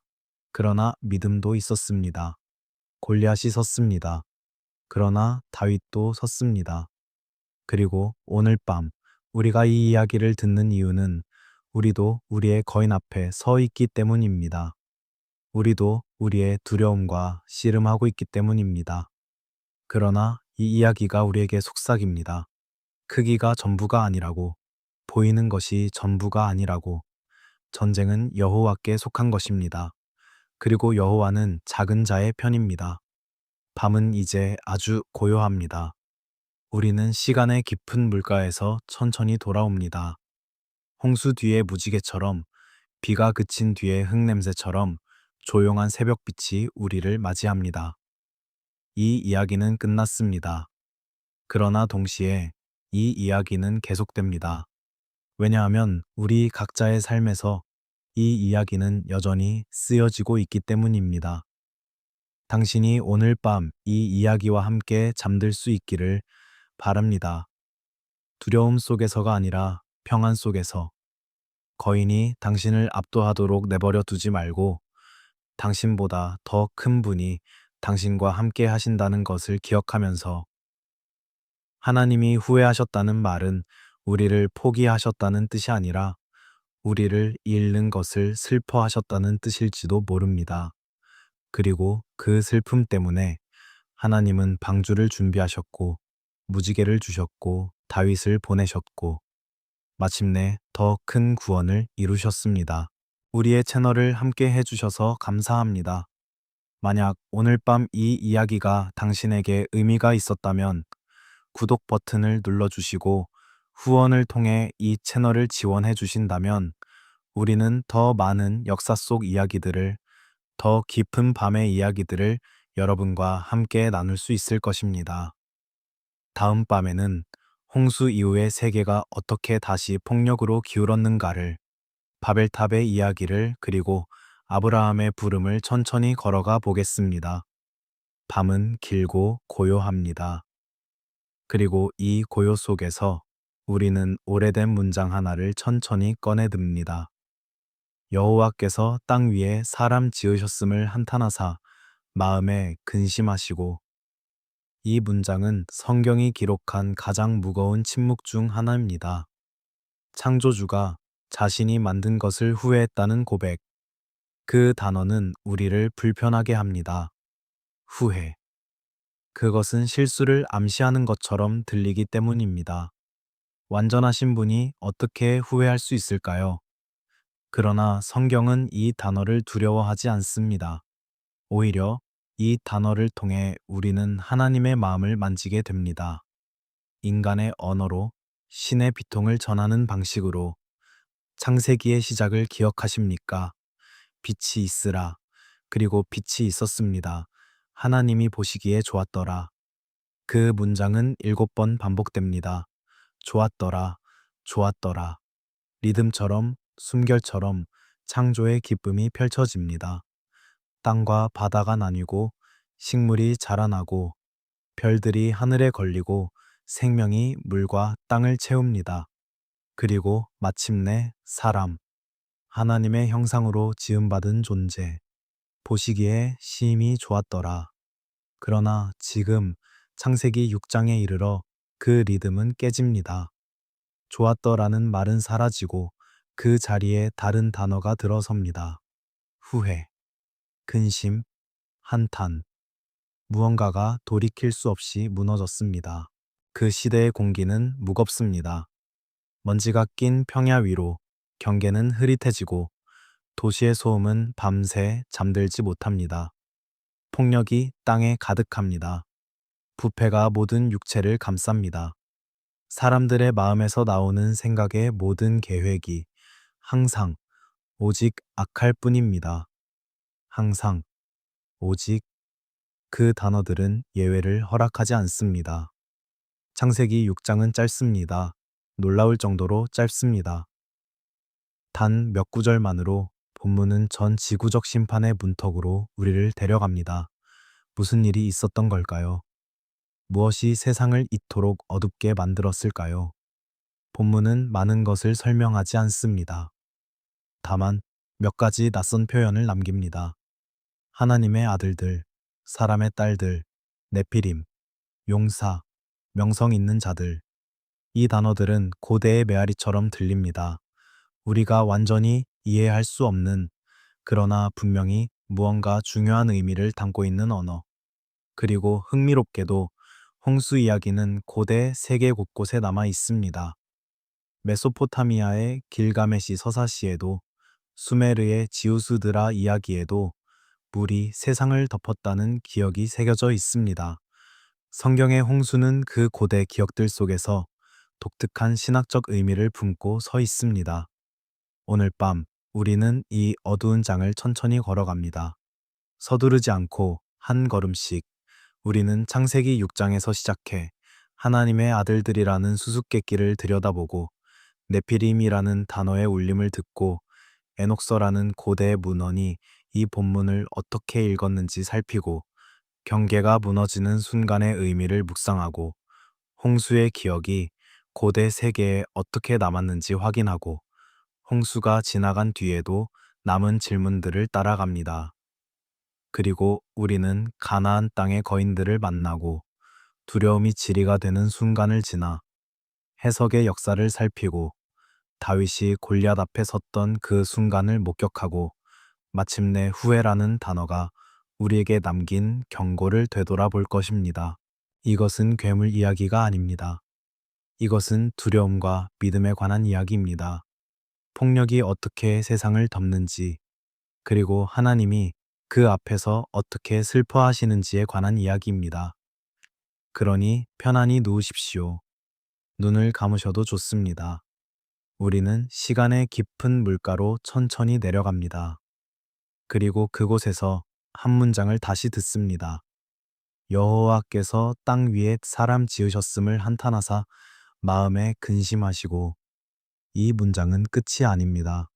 이것은 시작입니다.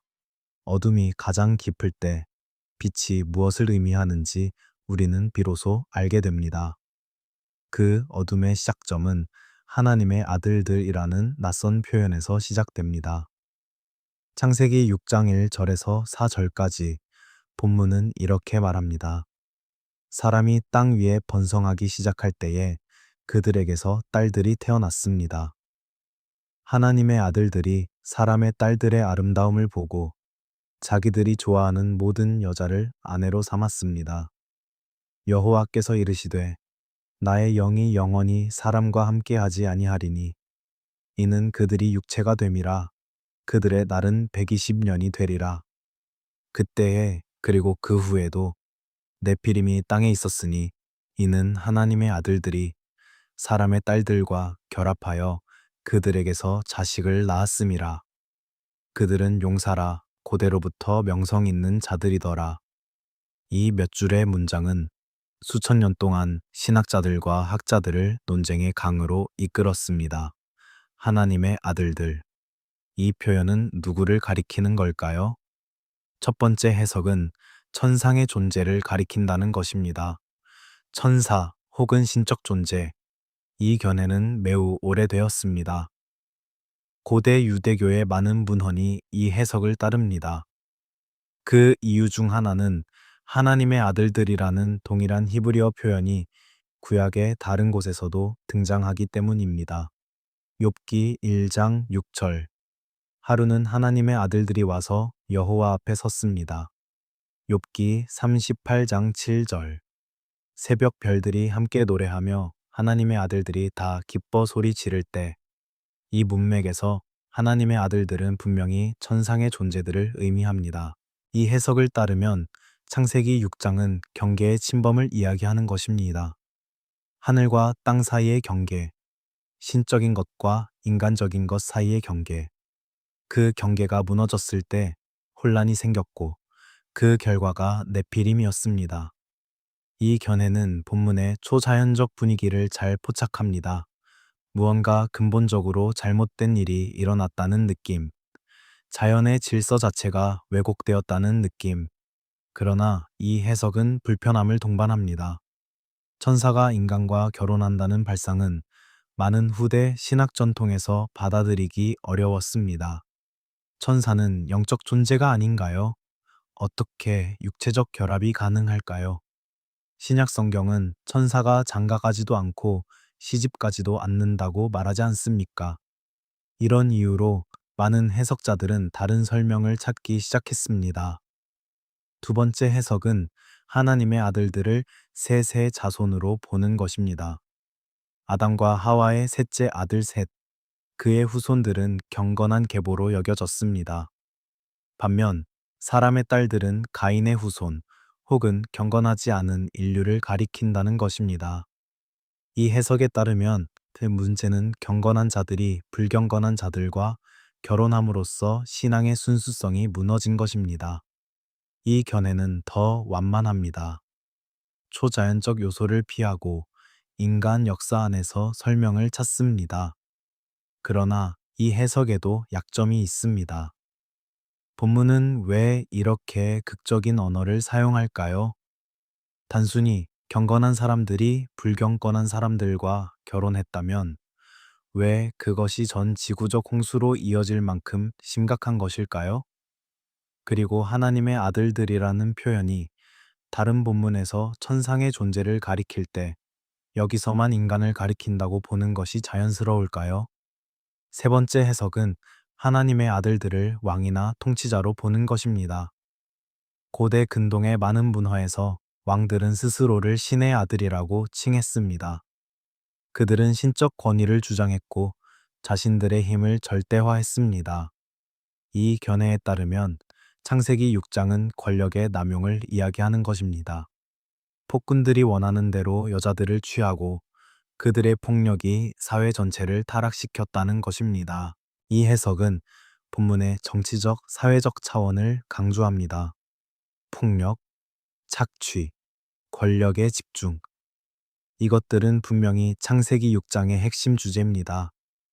그러나 이 견해 역시 본문의 초자연적 뉘앙스를 충분히 설명하지 못한다는 비판을 받습니다. 세 가지 해석은 세 갈래 길처럼 놓여 있습니다. 달빛 아래 어느 길에도 서늘한 바람이 붑니다. 우리는 어느 길이 옳은지 단정할 수 없습니다. 본문은 너무 짧고 너무 신비롭습니다. 그러나 우리는 이것을 알 수 있습니다. 이 본문이 남기는 효과를. 창세기 6장은 악을 단순히 개인의 도덕적 실패로 그리지 않습니다. 악은 구조적이고 우주적입니다. 어떤 경계가 무너졌고 그 결과로 폭력이 땅에 가득 찼습니다. 하나님의 아들들이 천사든 경건한 자손이든 왕들이든 핵심은 동일합니다. 질서가 붕괴되었습니다. 그리고 본문은 왜 이렇게 짧을까요? 왜 더 많은 설명을 주지 않을까요? 아마도 본문의 관심은 거인 이야기 자체가 아니기 때문일 것입니다. 본문이 정말 말하고 싶은 것은 그 다음에 나옵니다. 여호와께서 사람의 죄악이 세상에 가득함과 그 마음의 생각의 모든 계획이 항상 악할 뿐임을 보시고 경계의 침범이 무엇이었든 그 결과는 명백합니다. 땅이 가득 찼습니다. 폭력으로. 그리고 하나님의 마음이 근심으로 가득 찼습니다. 이제 그 낯선 이름, 네피림이라는 단어를 언어의 방에서 조용히 들여다봅니다. 네피림. 이 단어는 히브리어 성경에서 두 번만 나타납니다. 한 번은 여기 창세기 6장 4절에서 그리고 한 번은 훨씬 후에 민수기 13장 33절에서 가나안 땅을 정탐한 사람들의 보고서에서 그들이 말합니다. 거기서 네피림, 곧 거인을 보았습니다. 우리는 우리 보기에도 메뚜기 같고 그들이 보기에도 그와 같았을 것입니다. 네피림. 이 단어의 어원은 논쟁의 여지가 있습니다. 많은 학자들은 이 단어가 히브리어 동사 나팔에서 왔다고 제안합니다. 나팔은 떨어지다 혹은 넘어뜨리다를 의미합니다. 그렇다면 네피림은 떨어진 자들 혹은 넘어뜨리는 자들을 뜻할 수 있습니다. 떨어진 자들. 이 해석은 천상에서 떨어진 존재들을 암시합니다. 타락한 천사, 경계를 넘어 떨어진 자들. 이것은 첫 번째 해석, 천상의 존재 해석과 잘 맞습니다. 그러나 동시에 떨어지다는 도덕적 타락을 의미할 수도 있습니다. 넘어진 자들, 타락한 인간들, 넘어뜨리는 자들. 이 해석은 다른 의미를 줍니다. 이들은 다른 사람들을 넘어뜨리는 자들입니다. 폭력을 행하는 자들, 공격하는 자들, 정복하는 자들. 이 해석은 본문이 이어서 사용하는 단어들과 공명합니다. 기보림, 용사, 강한 자, 전사. 고대의 번역들은 이 단어를 어떻게 이해했을까요?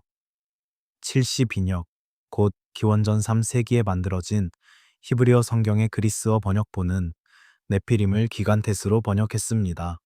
거인들. 이 번역은 서양 기독교 전통에 깊은 영향을 미쳤습니다. 영어 성경의 많은 번역본이 지안츠라고 씁니다. 거인들. 그런데 흥미로운 것은 히브리어 원문에서 네피림이라는 단어 자체는 반드시 크기를 의미하지 않는다는 점입니다. 본문은 그들을 기보림이라고 부릅니다. 용사, 마이티맨, 그리고 명성 있는 자들이라고 부릅니다. 이름 있는 자들, men of renown. 이 표현들은 크기보다는 힘과 명성을 강조합니다. 번역은 해석입니다. 네피림을 거인으로 번역하는 순간 우리의 상상은 특정한 방향으로 기울어집니다. 우리는 거대한 몸을 상상합니다. 비정상적인 신장, 무시무시한 외모. 그러나 만약 네피림이 단순히 폭력적인 전사 집단을 의미한다면, 혹은 권력을 남용한 지배층을 의미한다면, 이야기는 다르게 들립니다. 고대 사회에서 전사는 영웅이었습니다. 용감한 자, 강한 자, 전쟁에서 승리하는 자. 그들은 명성을 얻었습니다. 그들의 이름은 노래로 전해졌습니다. 그러나 창세기 6장의 문맥에서 이 용사들은 축복이 아니라 저주입니다. 그들의 명성은 폭력 위에 세워졌습니다. 그들의 힘은 세상을 타락시켰습니다. 폭력의 영웅화. 이것은 고대만의 문제가 아닙니다. 모든 시대에서 우리는 힘을 숭배하고 정복자를 기억하고 승리를 명예로 부릅니다. 그러나 언제 힘은 폭력이 됩니까? 언제 명성은 억압이 됩니까? 네피림이라는 단어는 우리에게 질문을 던집니다. 우리는 무엇을 거인으로 만듭니까? 우리는 무엇 앞에서 작아집니까? 크기입니까? 아니면 힘입니까? 물리적 거대함입니까? 아니면 구조적 폭력입니까? 민수기의 정탐꾼들이 네피림을 보았을 때 그들이 정말 본 것은 무엇이었을까요? 실제로 거대한 사람들이었을까요? 아니면 정복 불가능해 보이는 요새와 군대였을까요? 그들의 보고서는 공포로 가득 차 있습니다. 우리는 메뚜기 같았습니다. 이것은 신장의 비교일까요? 아니면 힘의 비교일까요? 사람들은 왜 거인 이야기에 끌립니까? 거인은 우리의 두려움을 형상화합니다. 우리보다 큰 무언가, 우리가 통제할 수 없는 무언가, 그것을 거인이라고 부를 때 우리는 우리의 두려움을 외부의 대상으로 만듭니다. 그러나 때로 가장 무서운 거인은 우리 안에 있습니다. 탐욕, 교만, 폭력, 이것들이 커질 때 세상은 무너집니다. 네피림이라는 단어는 울림입니다. 그 울림은 시대를 건너 전해집니다. 그리고 그 울림을 더 크게 증폭시킨 것은 창세기 6장을 더 길게 설명해주는 고대의 이야기들이었습니다. 에녹서라는 이름으로 전해지는 그 이야기들을 이제 들여다봅니다. 에녹서, 이 책은 성경이 아닙니다. 적어도 대부분의 기독교 전통에서는 정경으로 받아들여지지 않습니다. 에티오피아 정교회만이 이 책을 정경의 일부로 인정합니다. 그러나 이 책이 중요한 이유는 제2성정이 유대교, 곧 기원전 5세기부터 기원 후 1세기까지의 유대교가 창세기 6장을 어떻게 읽고 이해했는지를 보여주기 때문입니다. 에녹서는 하나의 책이 아니라 여러 문헌의 모음입니다. 그 중 가장 오래된 부분 중 하나가 감시자들의 책입니다. 이 부분은 창세기 6장의 이야기를 극적으로 확장합니다. 이야기는 이렇게 시작됩니다. 하늘에서 임무를 맡은 천사들이 있었습니다. 그들을 감시자라고 불렀습니다. 그들의 역할은 인간을 지켜보고 하나님의 뜻을 전하는 것이었습니다. 그러나 이 감시자들 중 일부가 인간 여자들을 보고 욕망을 품었습니다. 그들의 지도자는 세마자였습니다. 그는 동료 감시자들에게 말했습니다. 내가 두려운 것은 너희가 이 일을 하지 않으려고 하면 나 혼자만 이 죄를 짊어지게 될 것이라는 점이다. 그래서 그들은 맹세했습니다. 함께 내려가서 인간 여자들과 결혼하겠다고. 그들은 헤르몬 산에서 맹세했습니다. 헤르몬. 이 산의 이름은 히브리어로 헤렘, 곧 맹세 혹은 저주와 연결됩니다. 산 자체가 그들의 배반을 기억하는 것처럼 200명의 감시자가 내려왔습니다. 그들은 인간 여자들과 결합했고 그 결과로 거대한 자식들이 태어났습니다. 에녹서는 이들이 300 큐빗, 곧 약 450피트 높이였다고 말합니다. 이것은 분명 과장입니다. 신화적 언어입니다. 그러나 이 과장은 의도가 있습니다. 이들의 존재 자체가 비정상적이었다는 것을, 자연의 질서를 벗어났다는 것을 강조하기 위해서입니다. 이 거대한 존재들은 땅의 자원을 삼켜버렸습니다. 그들은 끝없이 먹었고, 인간들이 더 이상 그들을 먹일 수 없게 되자 서로를 잡아먹기 시작했습니다. 그리고 인간들을 공격했습니다. 그러나 감시자들이 가르친 것은 단지 육체적 폭력만이 아니었습니다. 에녹서는 금지된 지식의 목록을 제시합니다. 아자젤은 인간에게 무기 만드는 법을 가르쳤습니다. 칼과 방패와 갑옷, 전쟁의 기술, 세마자는 주문과 마법을 가르쳤습니다. 다른 감시자들은 점성술, 별을 읽는 법, 구름을 해석하는 법을 가르쳤습니다. 또 다른 이들은 화장술, 보석을 사용하는 법, 염료를 만드는 법을 가르쳤습니다. 이 지식들은 본질적으로 악한 것이 아닐 수 있습니다. 그러나 에녹서의 관점에서 문제는 때였습니다. 인류가 아직 준비되지 않았을 때 이 지식들이 주어졌습니다. 그리고 그 지식은 폭력과 허영, 속임수를 낳았습니다. 기술은 윤리를 앞질렀습니다. 이것은 현대적으로도 공명합니다. 우리는 강력한 도구를 가지고 있습니다. 그러나 우리는 그 도구를 지혜롭게 사용할 준비가 되어 있습니까? 언제 발전은 파괴가 됩니까? 언제 지식은 저주가 됩니까? 에녹서의 이야기는 계속됩니다. 땅에서 울음소리가 하늘에 올라갑니다. 인간들의 고통이, 피해, 외침이. 그러자 하나님은 4명의 천사를 보냅니다. 미겔, 가브리엘, 라파엘, 우리엘. 그들은 감시자들을 심판하고 그들의 자식들을 멸하고 노아를 보호하라는 명령을 받습니다. 감시자들은 포박됩니다. 에녹서는 그들이 어두운 곳에 갇혔다고 말합니다. 마지막 심판 날까지. 그들의 자식들, 거대한 존재들은 서로 싸우게 됩니다. 그리고 그들의 영혼은 땅을 떠돌며 악한 영이 됩니다. 이 이야기는 신화적입니다. 극적입니다. 창세기 6장의 몇 줄을 거대한 서사로 확장합니다. 그러나 우리는 이것을 어떻게 읽어야 할까요? 먼저, 이것은 정경이 아닙니다.